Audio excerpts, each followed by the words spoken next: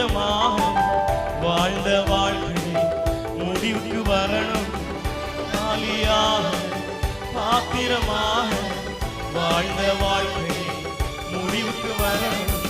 மூழ்கணுமே நான் மூழ்கணுமே, ஆவி நதியிலே மூழ்கணும். மூழ்கணுமே மூழ்கணுமே நான் மூழ்கணுமே, ஆவி நதியில் சொல்லுங்க. நிரம்பணுமே நிரம்பணுமே நான் நிரம்பணுமே, பரிசுத்த ஆவியா சொல்லுங்க. நிரம்பணுமே நிரம்பணுமே நான் இந்த பரிசுத்த ஆவியா.